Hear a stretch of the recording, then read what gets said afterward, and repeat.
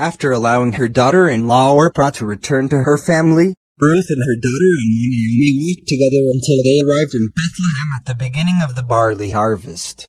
The whole town was moved to see them. Naomi had a relative.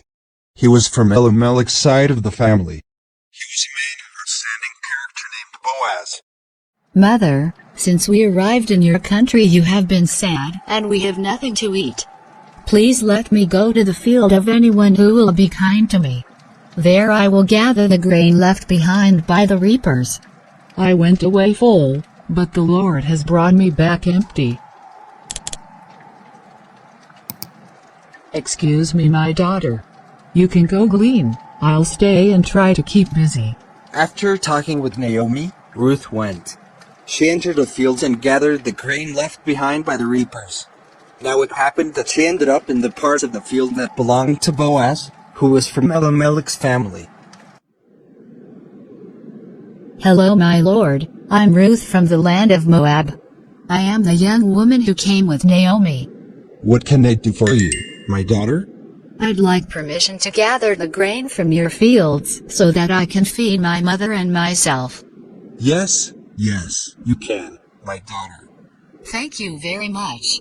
A little later, Boaz himself came from Bethlehem and greeted the reapers, then asked the leader of the reapers who the young girl reaping in the fields was. May the Lord bless you and all the reapers. May the Lord bless you, my lord. I have a question, please. As I walked along, I saw a young lady gleaning grain in the fields. Tell me, I imprison you, who this woman is who gathered the grain in my fields after the reapers. She's a young Moabite woman who came back with Naomi from the country of Moab. She said, please let me gather grain. I will only gather among the bundles behind the reapers. So she came here and has been on her feet from daybreak until now. She just sat down this minute in the shelter. Listen, my daughter. Don't go in any other field to gather grain, and don't even leave this one. Stay here with my young women. Watch where my men are reaping, and follow the young women in that field. I have ordered my young men not to touch you. When you're thirsty, go to the jars and drink some of the water that the young men have drawn. Why are you so helpful? Why are you paying attention to me? I'm only a foreigner.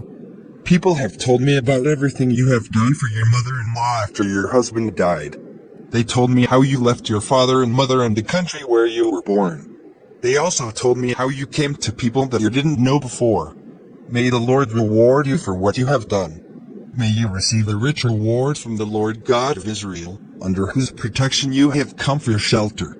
Sir, may your kindness to me continue. You have comforted me and reassured me, and I'm not even one of your own servants.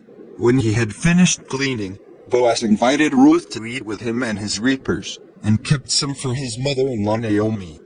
Once there, she picked it up and went into the town, and her mother-in-law saw what she had gathered.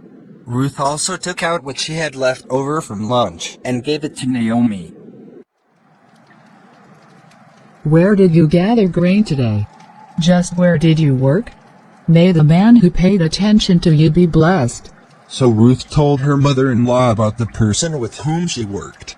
She said, the man I worked with today is named Boaz. May the Lord bless him.